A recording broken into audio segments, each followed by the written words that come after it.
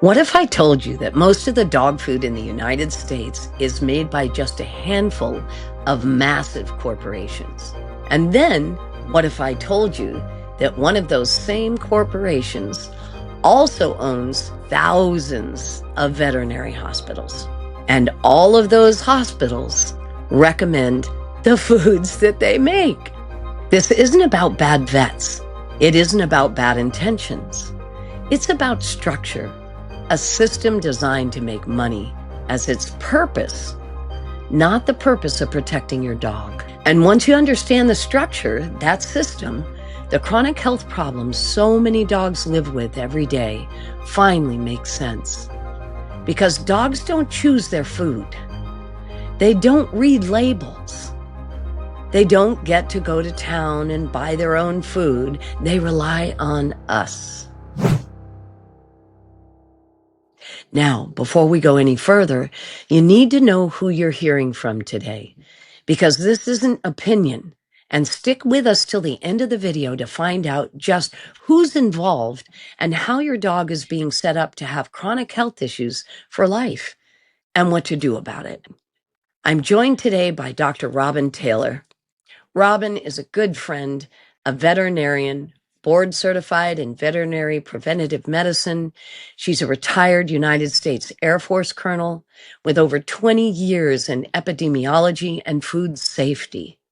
She didn't just practice medicine. She inspected food systems, studied disease outbreaks, worked inside the regulatory structures that are supposed to protect your animals. She has also run hospitals, laboratories, and today is a breeder herself of the finest Yorkies in the U.S., which means she lives with the consequences of this system every single day. Robin understands dogs, and she understands the structure, that system where dogs are trapped. Robin, thank you so much for coming today. I really appreciate being with you. As always, this is a conversation that dog parents deserve and one that they almost never get to hear. Well, thank you so much for inviting me, Anahata. It's always a pleasure to be with you. And you're right. This is a conversation that dog parents so deserve to have. So I am very much looking forward to this today. Well, let's start with the truth most people don't know. You're not choosing between hundreds of independent dog food companies when you go to the pet store. In reality, a very small number of multinational corporations control the vast majority of the dog food market. These companies don't specialize in pet nutrition. They specialize in consumer packaged goods. Let's take Mars Corporation, for instance. Best known for candy like M&Ms and Snickers. It's the largest pet food company in the world. Yeah, it's shocking, isn't it? Under the Mars umbrella, you find dog and cat food brands like Royal Canin, Eukanuba, Iams, Nutro, Caesars, Crave, Whiskas, and so many more. I wouldn't take our time to read them all. They all have different bags, all with the keenest of marketing, beautiful pictures of meat and gorgeous animals, right? The same corporate roots and ownership. You're absolutely right, Anahata. This hit me very right between the eyes when I had all of my breeding Yorkies start getting sick all at the same time. I had actually used Nutro for over 20 years and found it to be a wonderful food. It was a mom and pop company. And all of a sudden, all of my dogs started getting ill. And I called the company, and it took quite a bit of detective work, I guess is the best way to say it.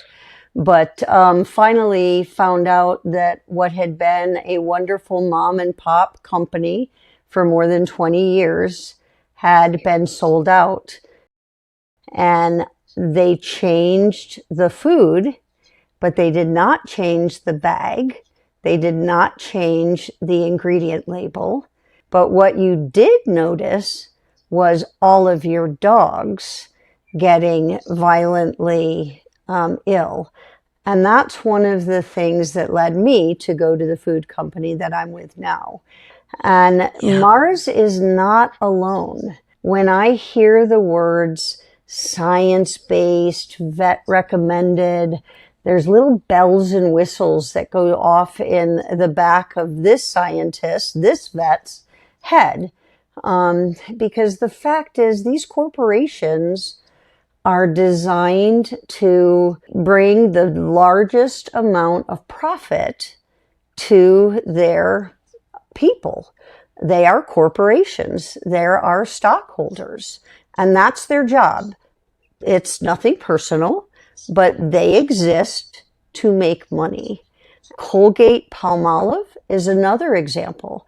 This is a toothpaste and a soap company, but they Really? own, a toothpaste and a soap company own Hill's Science Diet and Prescription Diet. Of all the things I wouldn't have expected to own the veterinary market is a human toothpaste and soap company. Another company that people wouldn't automatically think of is Nestle.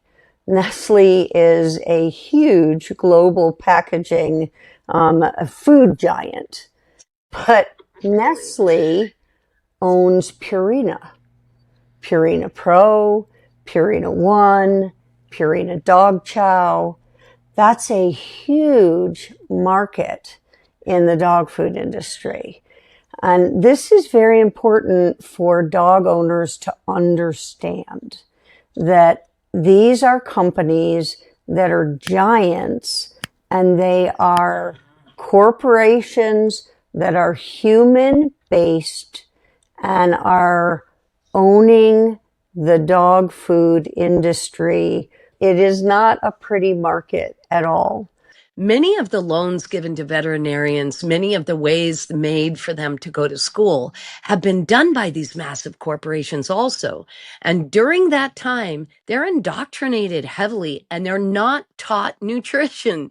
Your veterinarians are not in some deep understanding of preventative medicine or the power of nutrition to heal 83% of the issues people bring their dogs to the vet for. When I went through vet school, I got 4 days of nutrition training.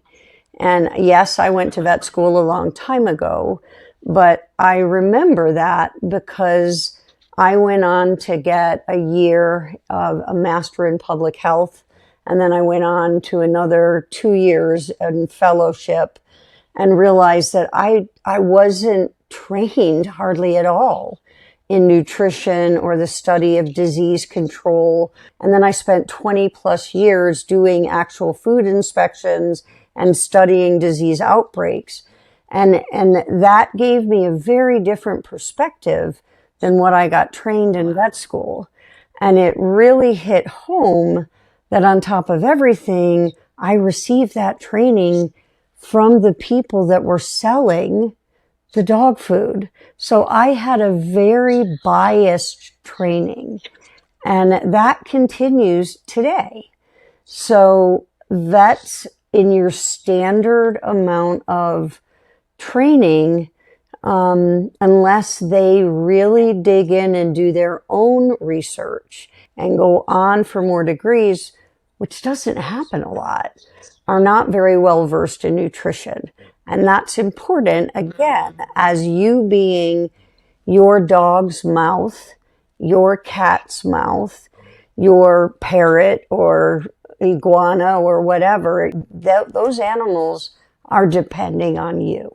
That's the bottom line. And now we arrive at the most important and the least talked about part of this whole system, which blew me away, I have to say.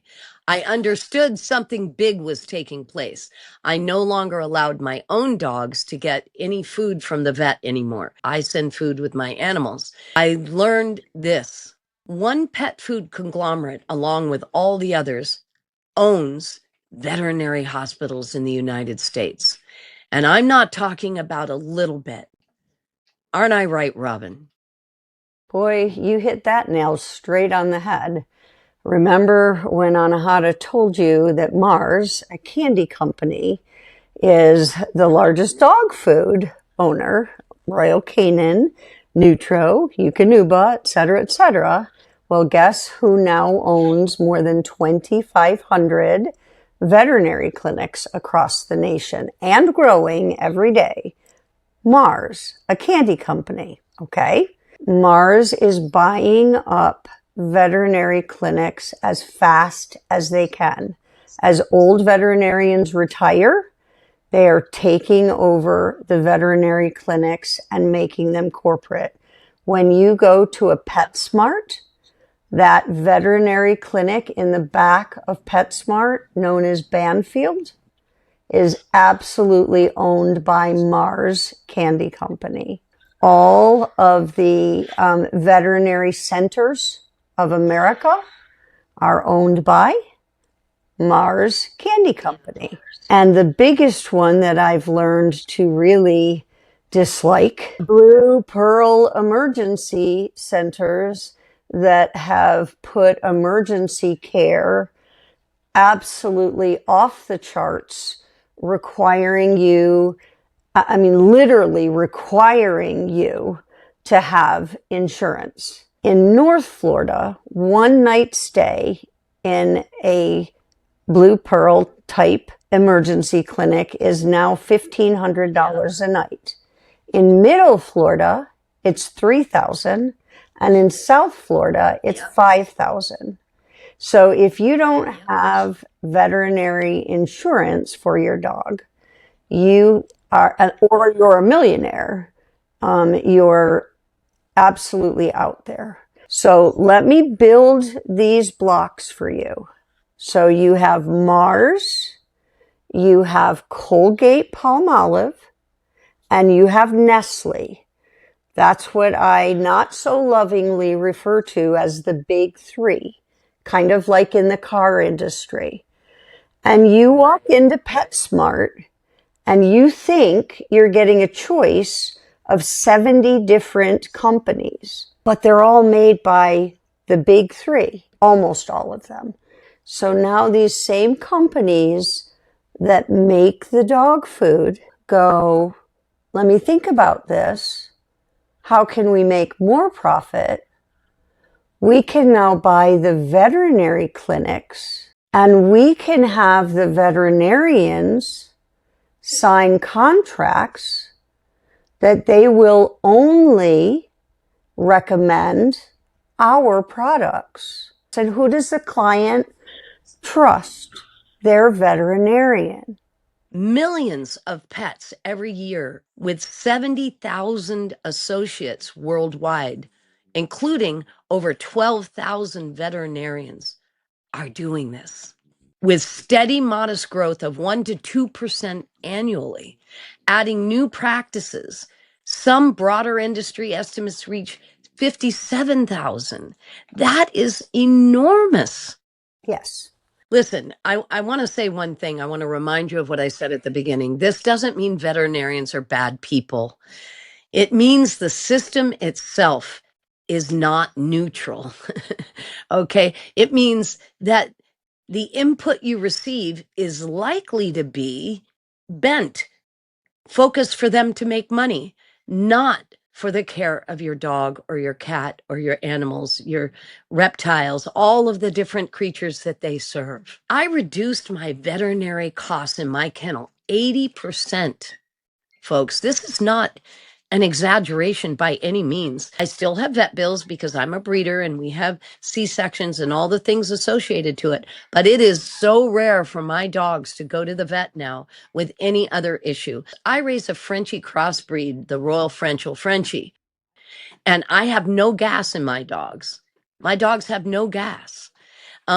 All the things that everybody says, oh, forget it. You can never get rid of this. You can never. It's misinformation from a system that needed you to believe those things, needed you to think those things so that you could stay plugged in to them as a revenue stream. If you want to know what Robin and I feed and recommend for your dogs and cats, just let us know. Both Anahata and I offer personal nutritional consultations. Write yes in the comments below, and we'll pick it up and contact you. Regulation in pet food industry is not designed, rather, to ensure optimal health in dogs. The reason that we have regulations for dog food is they define the ingredients for dog food.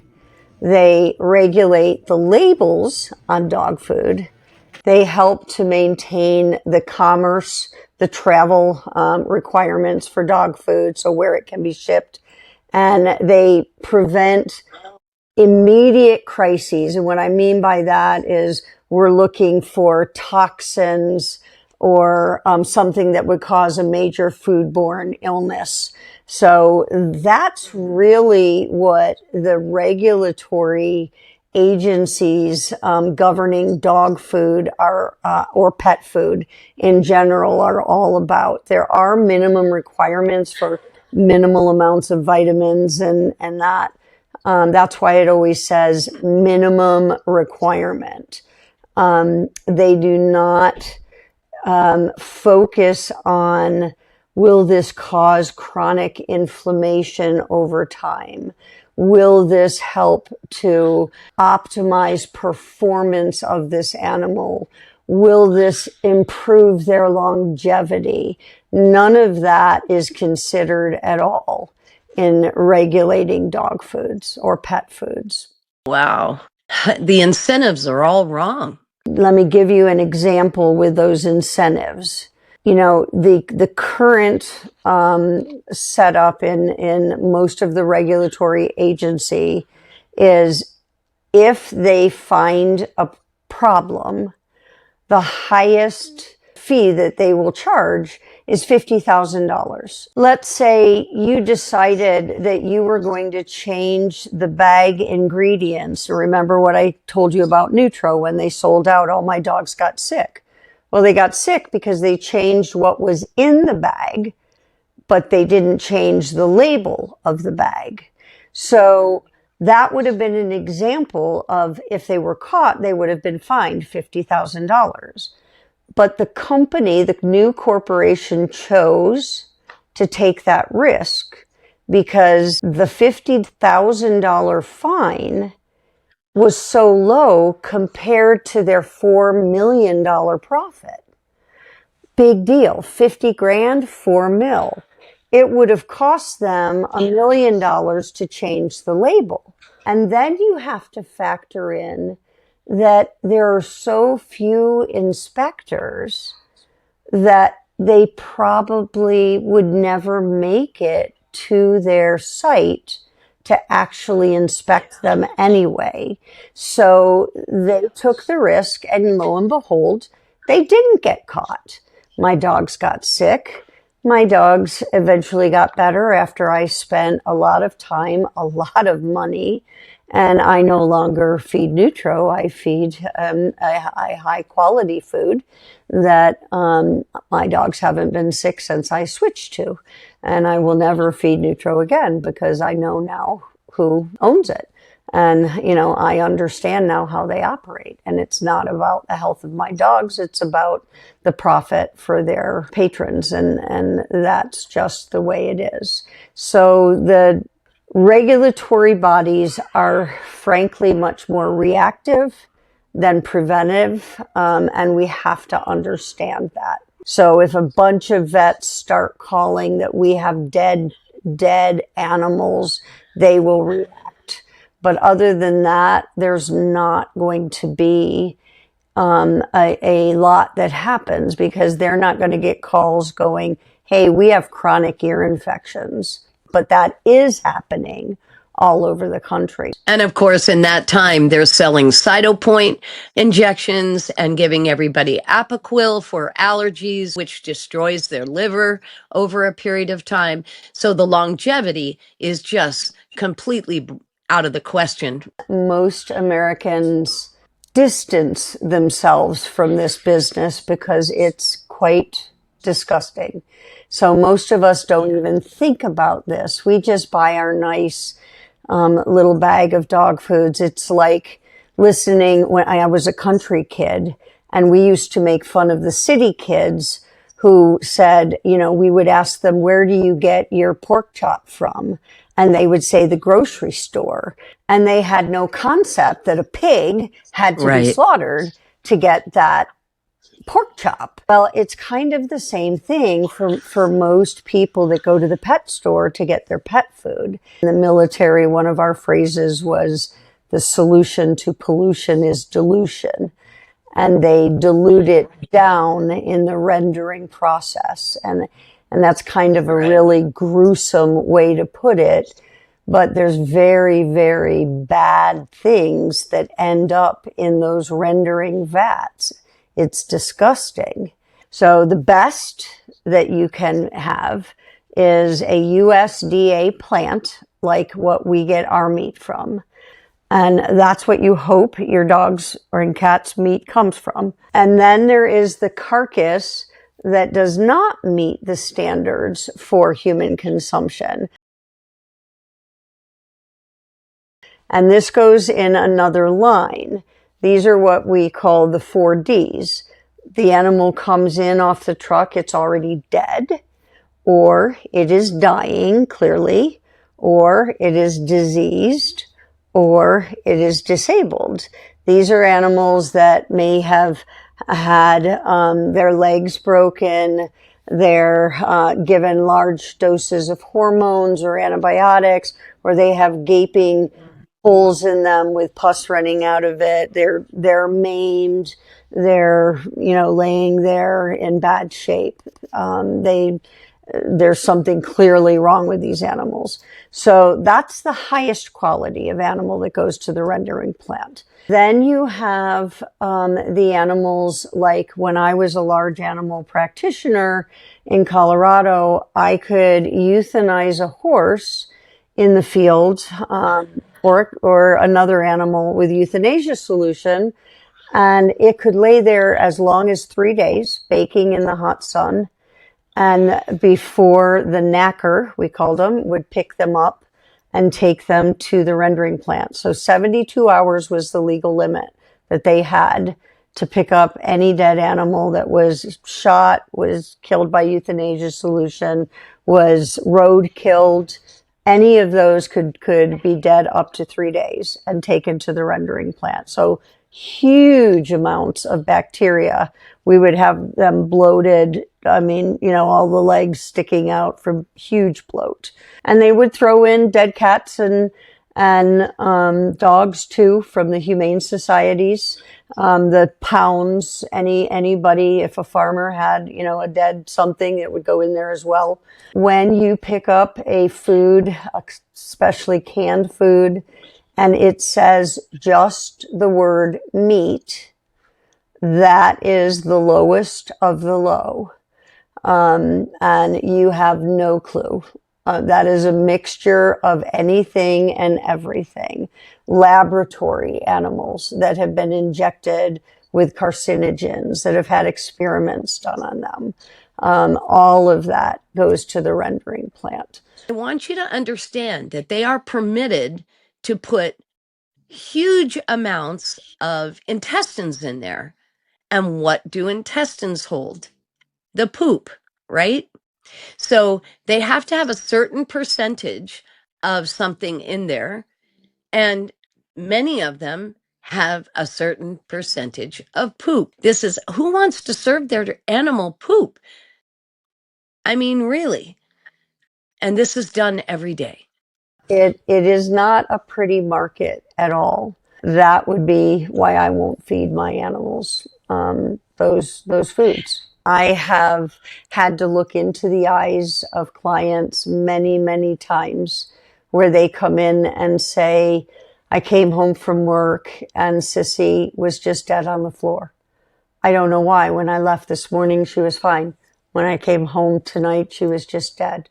I wonder many, many times, was this the time that she got the bad bite? Because again, the solution to pollution is dilution, but it doesn't all get stirred equally. That is why I take the time to do these podcasts with you. I'm a veterinarian. I'm not trying to bash my peers frankly, most of the vets don't even have a clue. I can't tell Right. you how many vets I have asked who owns Hills, Right. who owns Science Diet, who owns Royal Canin. They don't have a clue. They just sell it. And because that's what they were told to do in vet school. They are not nutritionists. They're just not. That's how the heartbreak gets packaged, right? That's how this dreadful situation gets packaged in all this bright colors and beautiful pictures and all the marketing we fall for, not with cruelty, but with distance. They're just so far away from what happens that nobody knows or thinks about it or wants to think about it. They all have full days. They're all having to deal with a lot. Nobody wants to go back to school. Nobody wants to go into, all the research that would lend them to the knowledge that you're talking about. And that's why we're here. Yes, that's a great way to say it.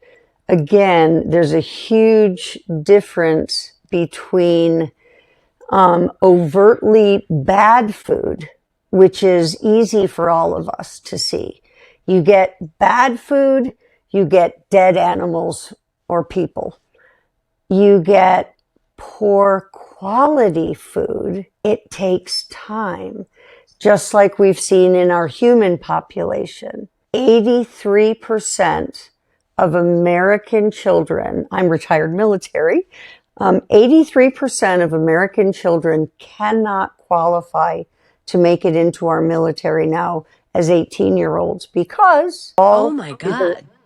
I'm not kidding. They cannot meet the physical standards across the board, and they're either diabetic or pre-diabetic because of the horrible food that they have grown up on. That is stunning. Robin, what they count on just really, really gets to me is that you're loving your dog more and more and more every day. And so the desire to make them well is so innocent and intentful. And so you keep bringing it back to the veterinarian. And it's just the heartbreak is enormous.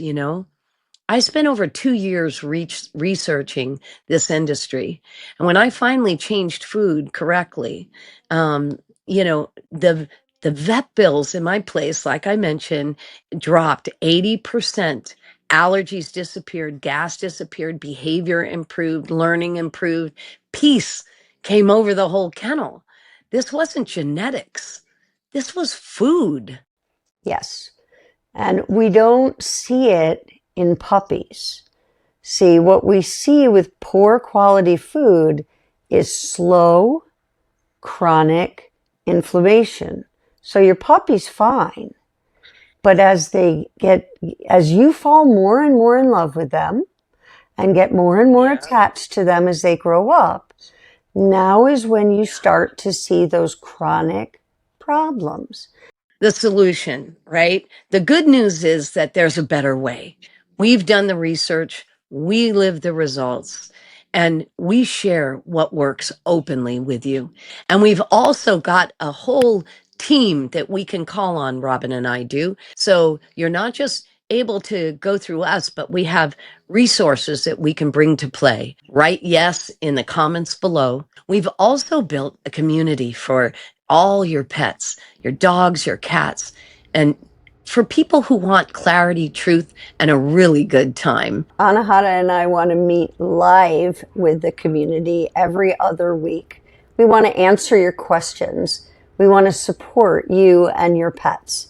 We want to share what actually helps everyone. And every member will have an opportunity to have our incredible Mr. White, our AI dog buddy. And I am very excited about that. Yeah, Mr. White is the first of its kind, an AI companion for the whole family, four-legged and two-legged alike. Mr. White will help you. He will help you with nutritional guidance. He will help you with life stage reminders. and so many other things that you can't even begin to imagine. You will absolutely love this AI dog buddy. I'll tell you, you'll have emotional insights, memory and legacy keeping, and alerts for the whole family. So nothing important falls through the cracks for anyone in your love life. It's support you don't have to figure out alone. And it's going to be a growing community that will bring fun and light into your life with wonderful people and their dogs and cats and animals. If this feels good and resonates with you, we'd love to have you with us. The link is below. Come join Mr. White Packs and let's make life better for us and our precious dogs and cats. Please like and subscribe and share. Help us spread the word, folks. We do research. We're about the real story, not about things that just make money. We're here for you and your pets, and we look forward to seeing you more often.